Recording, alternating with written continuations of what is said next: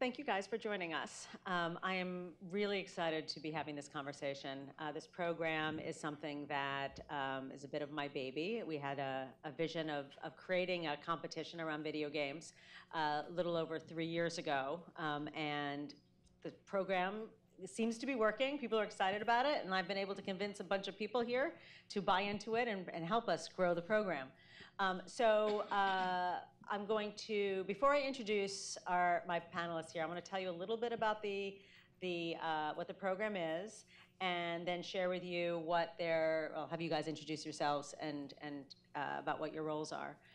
So at a very high level, the Games for Change Student Challenge is a competition that we have as a city-focused program that encourages youth to design video games around social change, right? Social impact issues. And we help define those issues for them each year by bringing in theme partners to help focus their efforts. So it's a couple of layered, right, scaffolded experiences. They're learning, or they already know how to make a game. We want them to think about their responsibility and have civic engagement, and design a game about that issue in their design process. And each year we partner with different theme partners to help create those prompts. This past year we worked with Common Sense Media to design a theme around news literacy. We also worked with the NOMA, which is a North American Association of Minority Architects, to design a theme around connected cities. We worked with the Born This Way Foundation around kindness and empathy, and with the National Wildlife Federation around wildlife conservation. But part of this program also is working with teachers and providing a professional development opportunity for teachers to bring game design into their classroom. And I'm pleased on the panel that we have both a teacher here and someone who works in a school, within a school district, to talk about what that opportunity means to those teachers. Because we want to engage with kids, but if they don't have the means if they don't know how to make a game and they haven't had any exposure to game design or coding, we want to help develop that opportunity. And it's through professional development that we can make that happen. So through funding, we are able to bring this game design program that's designed by Mouse, also on the panel, a wonderful curriculum about making serious games. We are able to reach 20 schools in each city. Most of them are Title I schools, and offer teachers in those schools the opportunity to learn, to run this game design course in their classrooms or in after-school programs. And then all those students at the end of the program are invited to make a game for the competition. But we also invite students all over the city, regardless of whether they're part of those 20 schools, to also be inspired and make a game. So we have game jams throughout the city. We partner with different organizations like Code.org or Girls Who Code to make sure we engage with their students, or with Urban Art Partnerships, which I think has been very active in New York City. And we have a big award ceremony and an arcade for kids to showcase their games, and offer wonderful prizes that are often supported by industry partners. Mentorship is a big part of the program too, and we'll talk about that as well. So we're very excited that this past year we were able to expand to 5 cities.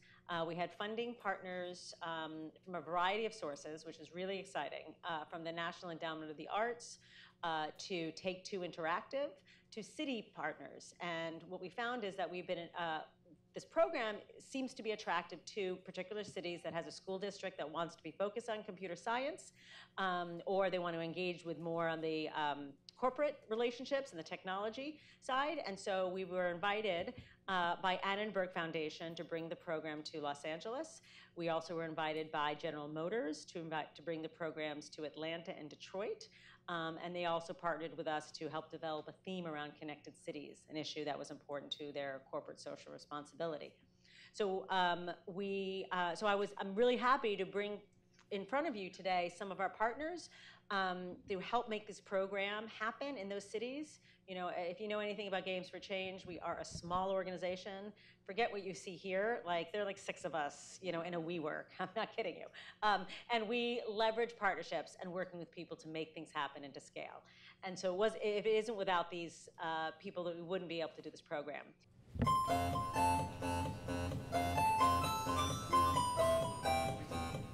Annenberg Learner and Annenberg Tech partnered to bring Games for Change to Los Angeles this year. This is a unique opportunity to engage students in 21st century skill building and also to connect them with mentors in the gaming industry.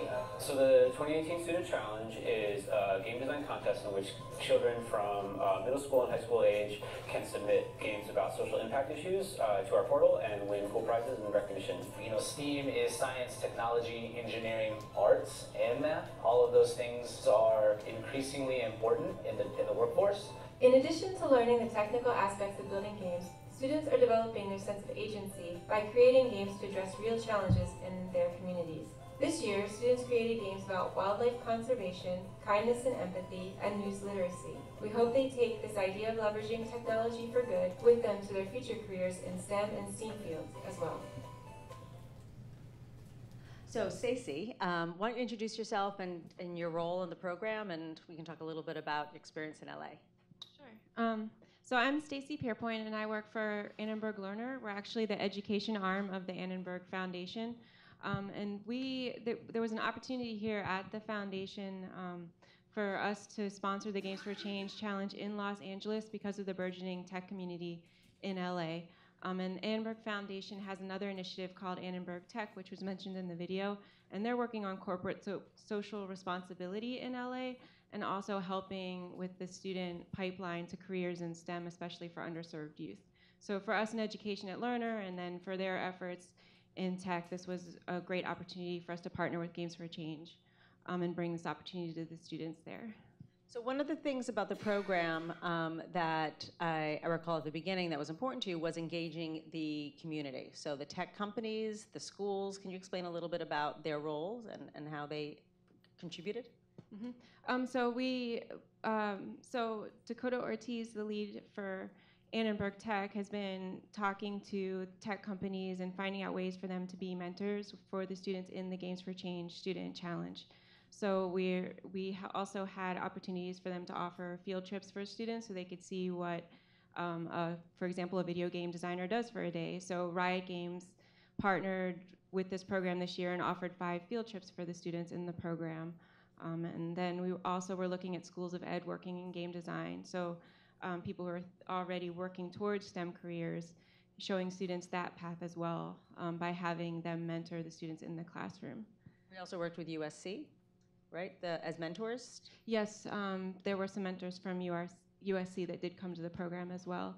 Jen Stone, who was one of the teachers in our program, we did have a mentor from USC. They have a great grad program in computer programming and game design. It's actually a hybrid program between their arts and theater department and their computer science department. And we had someone who was really fantastic, actually. So she came and offered a new perspective on game design during the second semester and mentored a couple of students in particular. And she also had, very interestingly, a background in anthropology as well. So she had done some really cool work on her own, and it was a great role model.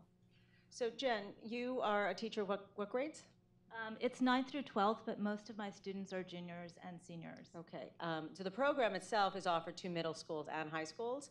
So you brought the program into your high school, and you are a computer science, right, teacher? Correct, yes. I started a computer science program at the STEM Academy of Hollywood 3 years ago. It's a STEM school that didn't have one computer science class. So I started from scratch and had an intro class, then started teaching the new AP class. It's the AP Computer Science Principles, which took the College Board 8 years to develop. And then this past year, I started computer programming and game design, and by chance found Stacie and the Annenberg Foundation just as I was launching my capstone course. So maybe this is a good way to segue a little bit to the curriculum that you did bring into the classroom, which was designed by Mouse. Marc Lesser is the head of learning, something like that? Close enough. Okay, at Mouse. Maybe we can have a quick conversation about what the platform is and then what your experience was using it, because it is a big part. It's like kind of like the engine of the program. You. Yeah, cool. I mean, I can start. We had Mouse participate in our meetings with Annenberg as a partner in LA. This was maybe in August, but very beginning of the school year.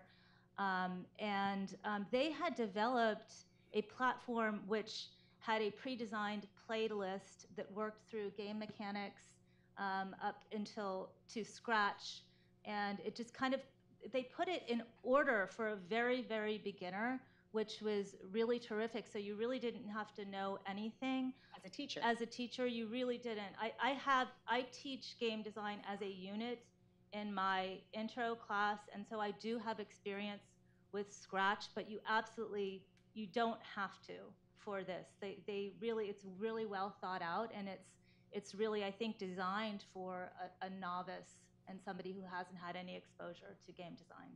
Yeah, I think it's one of the things we found, that we had a lot of different teachers coming from different subject areas participating. And we had certainly a number of computer science teachers, but English teachers, social studies teachers who's found ways to bring that into their classroom and wrap their own curriculum around it.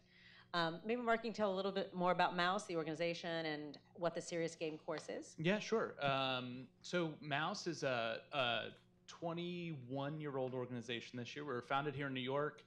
Our roots are really in youth development, but we've been really focused in all of that time on equity in STEM in lots of different ways. But we work for young people, and to bring the talent of young people into the pathways that we are so interested in as a country and globally right now. We run programs, we build a web platform, we design a lot of curriculum, and do a fair amount of teacher training both in computer science as sort of a subject, but also in thinking about beyond STEM and beyond computer science. There is a moment, a chapter from now, that we believe really strongly is sort of beyond the acronyms, and really thinking about creative computing beyond how we've taught them so far. So serious game design is an area that we've been working on for years, and this is a curriculum that's taken a lot of cultivation and really started with efforts that were collaboration with other youth-serving organizations here in New York. Global Kids, Barry Joseph and Global Kids. Barry, who is a founder of Games for Change, had started a program that was very sort of offline. We took that offline programming and pulled it online and started to build a curriculum that now, in addition to the very beginner sort of scaffolding that we do into Scratch, we're also starting to build levels up into Unity and helping students who want to do a year 2 or year 3 even, we hope, with the challenge to get into Unity and start using some of the tools that professional designers are. Jen, how did you find, what were your actions from the kids, from your students? Do you find that the opportunity to create games presents, does it added interest, is added value? I know you've used the expression, it's a no-brainer, right? Kalonda. Is there something about games and game design that's different than other opportunities to code, let's say? Well, it absolutely is their world, and you will find students who may be hesitant in other areas of coding or other platforms dive right in. I think there are also a lot of points of entry to game design. So it doesn't have to be the programmer. It can be the storyteller. It can be the artist. It can be the animator. And there's just a great joy that comes to these students when they're collaborating and they realize that they have a piece that matters, and that they don't have to be all starting at the same place for these different skills. And every role is really important. So yes, it's a great way to teach programming, and I absolutely teach programming through game design. But like I said, there is going to be a student who comes at it from a totally different angle, and their group is going to learn so much from that student, whatever it may be. This is a good chance to introduce Kalandar McDonald, who is from the Detroit public school system. And we're thrilled to have started a relationship with the school district, which I think is key to attracting teachers to participate, right, to get that support. And it's not always easy to develop a relationship with the school district. They've got a lot on their minds. They're very busy. But Kalonda, why don't you describe a little bit about your role is and how, we started getting to know each other, because you came to literally every single event that we produce in Detroit. Thank you, Susanna. Good afternoon, everyone, after lunch. Thanks for being here today, and thank you, Susanna, for this opportunity, as well as Games for Change. So my name is Kalandar McDonald. I'm with the Detroit Public Schools Community District, 15 years as a middle school science teacher. Recently, this past year, I took a role with an organization called LIFT, Lightweight Innovations for Tomorrow, and it's a manufacturing institute, and their whole mission and goal is in the next several years, we won't have anyone to hire. So students need to be exposed to different STEM opportunities. So this year, it aligned with our district's strategic blueprint plan 2020 to expose kids' whole child commitment to STEM opportunities to educate every child in every community. So as this year, I started as a STEM coordinator to actually expose children, and I'd always like to say teachers, and the whole comment about it being a no-brainer is why wouldn't we expose students to authentic opportunities with learning? I'm not even sure, Susanna, how I interjected an email in a large district where we have a wonderful superintendent, Dr. Vidi, getting caught in the middle of a transition. We have been run by emergency financial managers, but there are lots of emails. I previously worked on the science side, so sometimes I interjected emails just to bounce them back over. So some kind of way, it was actually through code.org. Okay, perhaps through code.org, right. I interjected an email. I read the email. I'm saying, man, this is great. Wow, where was Susanna when I was in the classroom? And so I kind of read an email, wanted to check it out. We were doing professional development for teachers on January, top of the year, January 2018, and wanted to come and learn more about it because ideally I'm about supporting kids and teachers. And so from that moment, I think I did a pop-in between meetings and heard a little bit about our wonderful presenters were there and heard a little bit about what we were trying to do and what the goal and mission was, and I kind of jumped on it, like why wouldn't we expose kids? And the rest has been history, so now we're trying to formalize. I actually sit in the Office of Partnerships and Development to figure out how it works, and students and teachers were involved this year, and just from the first year, we received excellent feedback. As a matter of fact, our students said not enough time, we want more, and teachers are actually begging for more. Yeah, this year in Detroit, we ran the program January through May, but typically we want to start the program in September. So teachers would have training in late August, early September. They'd bring the program to the classroom by October, and kids are up and running making games by the end of the year. And then they continue through to May when we close the program. So that's what we're going to do this next year. But the award ceremony in Detroit was very, very special. You really can see kids coming together, and I've heard stories, we heard stories about how this experience and winning something, making something and being acknowledged for what you're making and having that acknowledged, it can be such a moving experience. Stacie, you want to tell about that one story about that team? Oh, yes, the winning team in LA, it was the only submission from that school. It was a teacher in our cohort, and I had emailed him to tell him that his two students who had worked on the game were finalists, and he was very, I don't know if I can get them to go there and to the award ceremony, and I really had to work with them to motivate them just with their confidence. They were motivated to make the game, but they didn't for a second think that their game would come close to winning. So not only I got to tell him they were finalists, and the kids were really over the moon about it. He said, well, we'll be there. But I knew after a short period of time that they were also the grand prize winners. And so when we presented it, I was watching his face. We presented them as winners for the category, and he teared up, the teacher in the crowd, and the kids were super excited. So then when we announced them as the grand prize winners, and they got up again, I think he cried a little bit at that point. Again, he talked about the motivation and just that they didn't think that, given the school that they were in a really underserved district, and the lack of confidence that they had in themselves, it was a really great experience for those kids. And thanks to Take-Two Interactive, which is a big sponsor of ours, all the winners of the grand prize on the teams each won a $1,000 scholarship, which meant so much, so much to them. We gave them a big check, and it was that like sweepstakes, moment.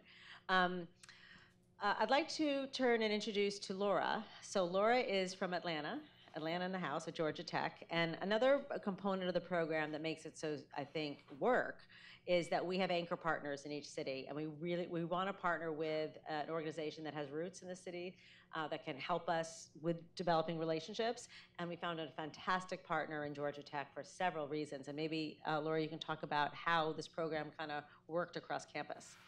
Yeah, sure. So, hey, y'all. My name's Laura. I'm a research scientist at Georgia Tech. I'm in a research and development lab that is industry facing. So we have a really diverse group of people, and just about everybody had a hand in mentoring a lot of these students for the 3 game jams that we did over the course of the spring.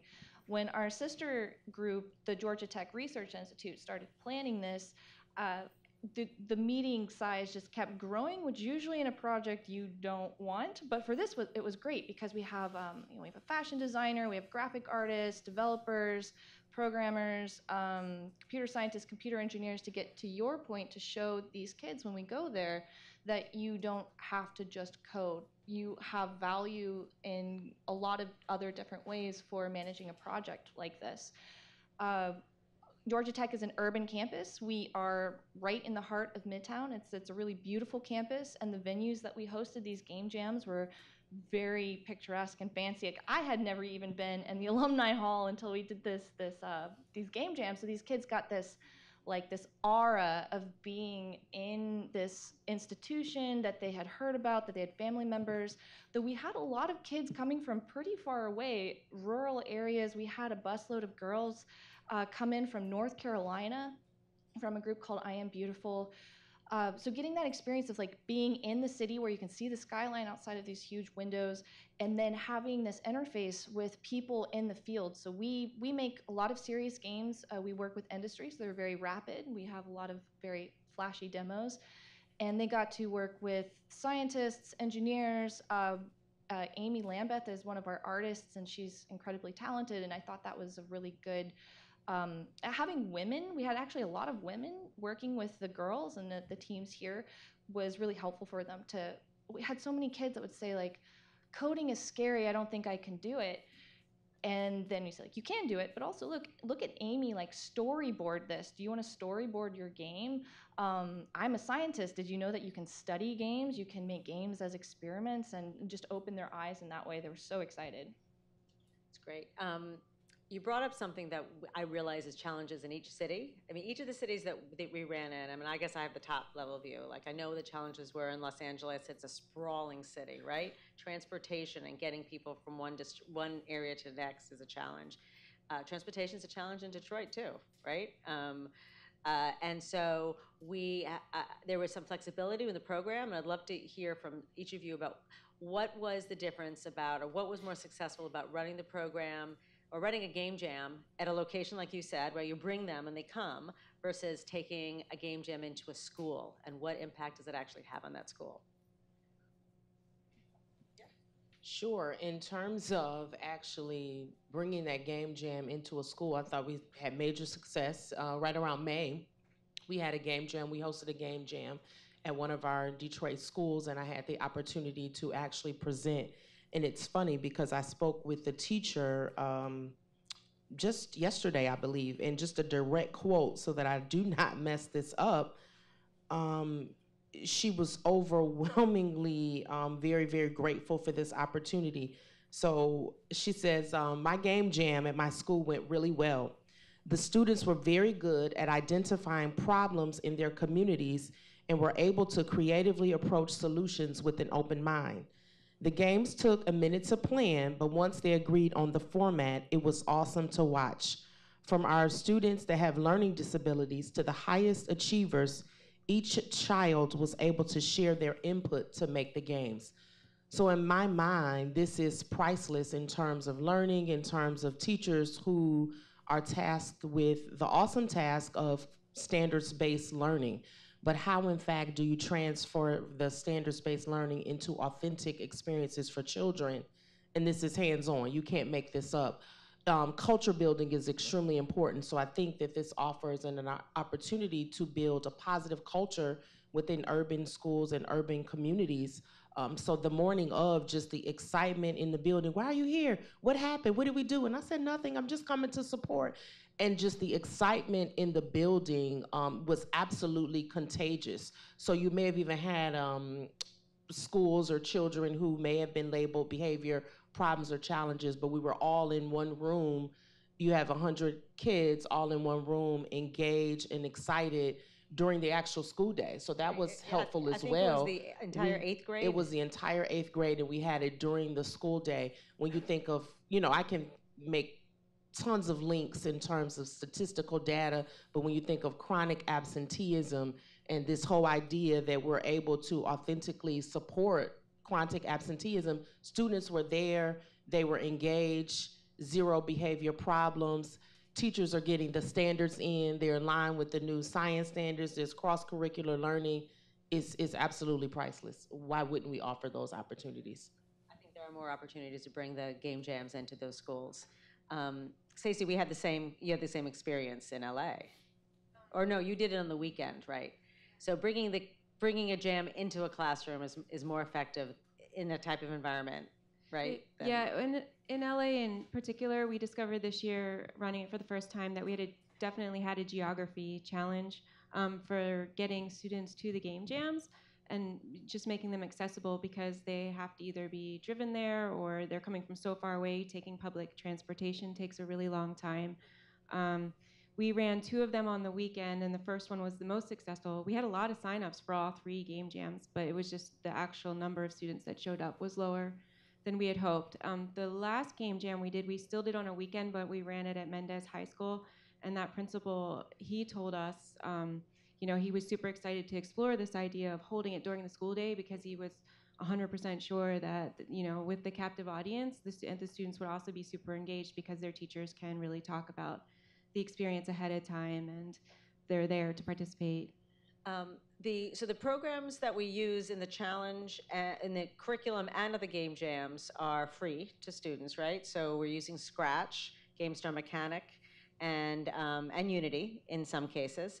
I'm curious if anyone has a thought about competitions, right? Why do you think kids respond to this competition? Because we were overwhelmed with a number of participants and submissions in each of the cities. I mean, we grew very, I won't say struggled to grow, but year 3 of the challenge, we received over 250 game submissions in New York, which is something like 600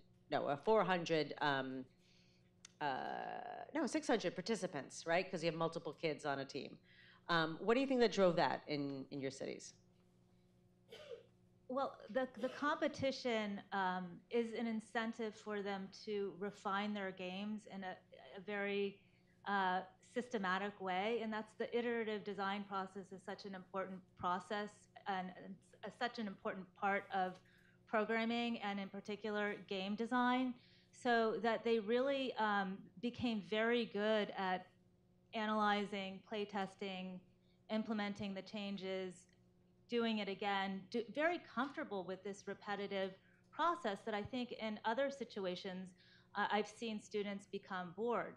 But there's nothing boring about refining your work for a contest. They were really excited about it, and they just wanted their games to get better, and indeed they did. And that was really driven by the Games for Change competition, and I think that was really exciting. I was judging a subset of the games for the competition, and I kept seeing the same names over and over again. I was like, man, how many games did some of these students submit? And then when you were talking to them at the awards ceremony, like, you submitted a lot of games. Like, yeah, because we thought if we submitted a lot of good games, our chances of winning any particular category were higher. And I think that impetus to code and to crank something out, and they were good games. It was quantity and quality, that competitiveness drove them to spend a lot of time on those, just so they had a lot of stuff to submit. I think kids naturally like to win. You know, I like to win, healthy competition.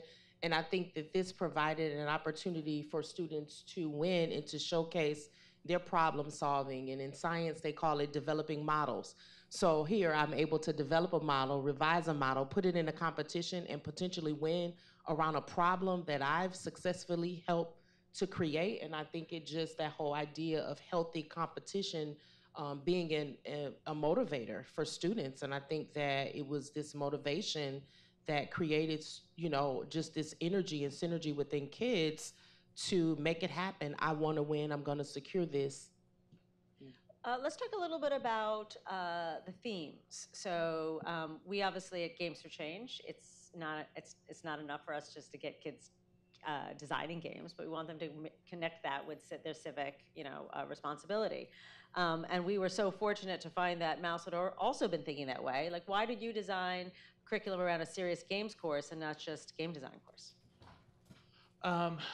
That's such a good question, and I think I could go so many different ways with it. I think what's really important about I think a thing that comes up a lot is, so what are you after with this? Are we trying to basically job train into the games industry? And the answer for us at Mouse is no. The answer is for us that young people are naturally activists. They're not necessarily naturally game designers, but they're naturally activists, and they naturally want to the competition piece, participate in capstone sort of ways in the big competitions. And then they also want to get together in a jam and just participate and feel part of a culture. And if you look at, there's a great scholar and somebody thinking about some of these things in Chicago named Nicole Pinkard, who has a great analogy where she draws analogy between basketball, if you look at basketball in communities, and STEM in communities, and how basketball is supported versus STEM, right? If you look at the sheer number of basketball courts in the city of Chicago, in contrast to the number of after-school youth programs that are supporting things like STEM, the numbers are pretty staggering. And so I think what's important is that through the competition, we're building a culture. Games are a thing where we have parents who can participate in the language and culture of supporting young people in these interests. We have teachers who can support these interests and speak the language, even if it's at a basic level. But I don't think that young people would be participating in the way that they do without the issues. I really think that the issues are young people stepping up because they so naturally have a role and voice in contributing to the issues in the world that they see around them. And I think that it's just such a natural doorway to give them skills to get that voice out there in ways that other people can interact with. Jen, I'd like to hear about how your students reacted to the themes, because you're offered, I think in LA we had 3 themes. Right, the 3 themes in LA were wildlife conservation, kindness and empathy, and news and media literacy. So I think the themes are challenging.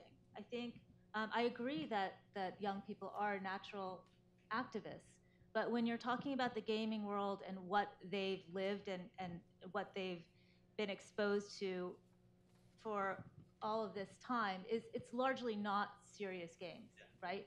And so it's not their natural inclination to think about gaming or game design in this way. And I think this was the hardest piece, and I think it was the most interesting piece, and I think that's where my students really grew more than any technical piece of the program. And so I was really grateful for that, because it's just so rich. And it took them, I would say, the first quarter of the year, if not the first semester, to really connect with the themes. And we just had to keep going back to it, and they had to find a way to connect to all of the themes or even one of the themes in a personal way. And when they found that connection, when they found why it mattered to them, then it all opened up. But it wasn't automatic, and it's because that's not the world in which they live.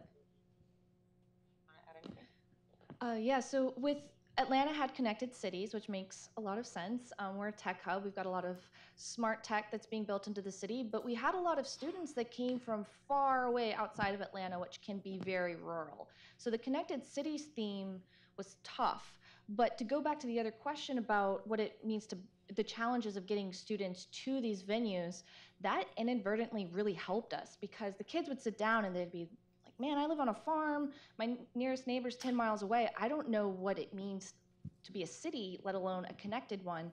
And you start to probe them. Well, what was it like getting here? Oh, it took 2 hours. The traffic was terrible. The traffic was especially bad on Peachtree Street because of the lights. And that got them thinking about the kinds of games that we could make, which a lot of them were about traffic because of those challenges of moving around. But then also because they had to come from so far away, the parents took them, and the parents had nowhere to go, so they stayed there. And I caught one of the dads actually making his own game with our paper prototyping materials. But it prompted these conversations too with the parents and the kids of what does it mean to have a diverse neighborhood or an accessible neighborhood, or the future of technology and wearables and sensors in our cities, informing us what's going on here. These kids got this much bigger scope, I think, of the theme than we ever expected. Well, the themes, I mean, we think about what kind of themes are going to be relatable to kids. And we've talked about that in the past, about, well, we're trying to adjust each theme so that it is connected to them in their particular community, right? We do have these national themes that we do. In Atlanta and Detroit, we did focus on a single theme, but you still had to make that theme relevant to them in that city, right? So in Detroit, it's different issues about being connected. I think a lot still has to do with transportation. And the educator has to make the connection with the students, but it's an opportunity when you look at education. And I think it was at the game jam at the school with the whole idea of the connected cities. Students were initially maybe defensive. It maybe took a little bit of probing and clarifying questions and kind of finding out, what do you like? Or if you had a favorite concert, what are some barriers to inhibit you from getting there? So for us, it was the opportunity as the educators or mentors, because Namdi was there, and Noma. Namdi, I just made up a name, I'm sorry. Noma was there, and it was about us walking around to kind of break the ice, because initially kids were kind of defensive, or maybe they didn't know. You don't know what you don't know. And so asking the right questions to build those connections and rapport with kids. And then once you're able to do that, it opens up just this idea and power of innovation within kids and their thinking, because now you've provided an environment where they're fearless in their thoughts. And it's the whole idea of education and creating innovators. So that was kind of one of the things that stuck with me. I like the whole idea of the connected cities, because you can look in Detroit. What is this like? You have the power to change. You have the power to impact. But how do you get kids to realize that? How do you bring that out of them? And I think it was even about the connections and the rapport that mentors were able to do. One of the things that we assess in this program is 21st century skill learning. And we worked with the Institute of Play, and they designed a rubric for us to do some evaluations before the program, during the program, and after the program. And I think, Stacie, you've gone through some of that in the pre and the during. I know we've assessed this in the years past, but it's really interesting to think about the non-CS skills, right? The kids are developing, the collaboration skills, critical thinking. Is there anything that you can speak to that about what feedback you were getting from teachers along the way? And Jen, feel free to jump in too. I might kick that one to Jen. I know that when I looked at the evaluations, I think agency, there was one on agency, and if I remember correctly, that one the students scored a little bit lower on, and I think it's because they were less familiar with it. The collaboration, they seemed, which is a testament to what our teachers are doing in the classroom today, seemed to score higher on. But Jen, I don't know if you have more of a sense of. Definitely collaboration, self-directed learning. Those were really key. And I would say, just to bring it back to, we talked about how the game jams were challenging in LA because of distances and location. I ended up doing a game showcase at the end of the year with my students. And because of the partnership with USC, I had the opportunity to go to their showcase, which was hosted at the School of Cinematic Arts at USC, and it was fabulous, of course. And I brought some students with me, so we came back and said, okay, we're doing this in lieu of our final exam. And so the collaboration that was happening in small groups for the competition became a classroom-wide collaboration for the showcase, and they were amazing. It was totally professional. It was, wonderfully designed. I have a very small space, and everyone contributed to make it work. Every last student, even the one you were just not quite sure what was going to happen with them at the end of the year, they all came together, and I think they really stepped it up. I mean, it was amazing, and those are not technical skills. Those are really group and collaborative and agency skills. Oh, and employers are looking for those soft skills, so it's a win-win to have that as part of the competition, the whole program as well. So not just the CS skills, but those soft skills. Well, I think I want to make sure we stay on time because I'm sort of responsible for that. What's that? We have 2 minutes in? Okay, we've got, I don't know, we have 2 or 3 minutes. So last 3 minutes, does anyone have any last remarks they want to say about where they'd like to see the program go? If anyone out there was interested in participating in the program, I mean, I can certainly talk to that outside of the cities that are represented here, but any final words? Well, in Los Angeles, we're looking forward to running the program again next year. We're hoping to solve these geography boundary challenges that we had this year, and really looking at ways to scale the program and really help students enter the STEM and STEAM fields that are being created there. So we at Mouse, we do a lot of work to make sure that work that's happening, whether it's in schools or informally, is that young people can package that work and actually use it to do things like apply to college.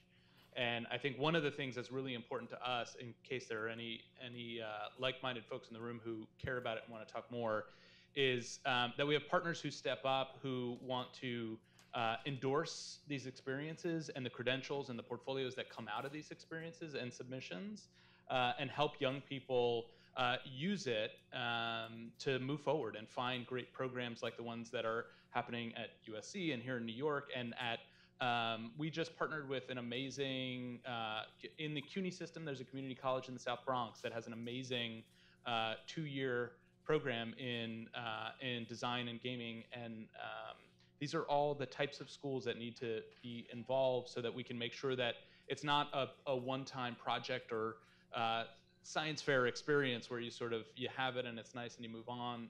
We want it to be something that supports young people on a trajectory that goes much farther.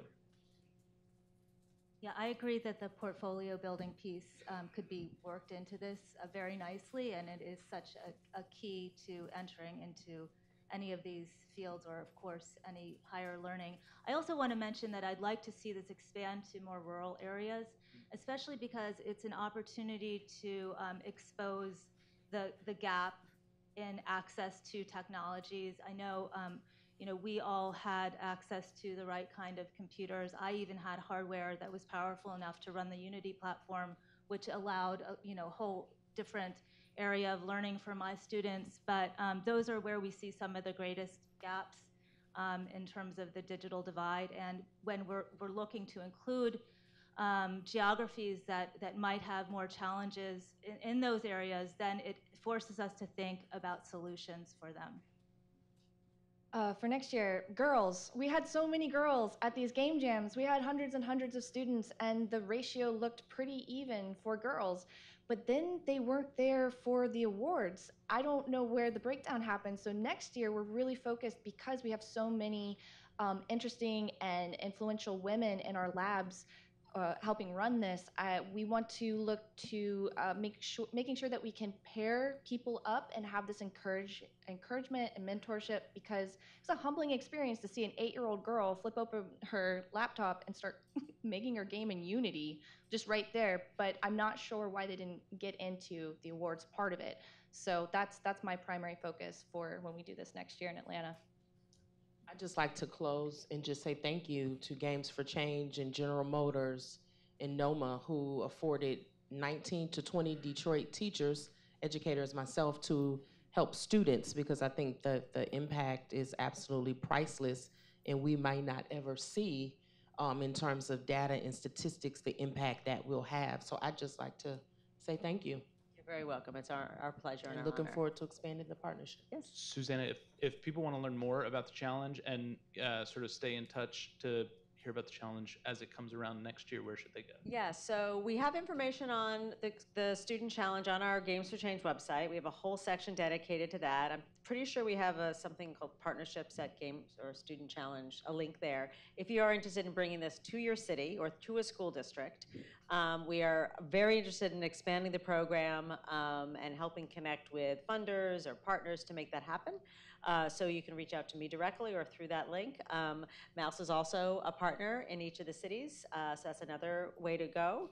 But really, thank you for joining us, and I really hope that you're inspired today and thinking about these opportunities for students where you're from.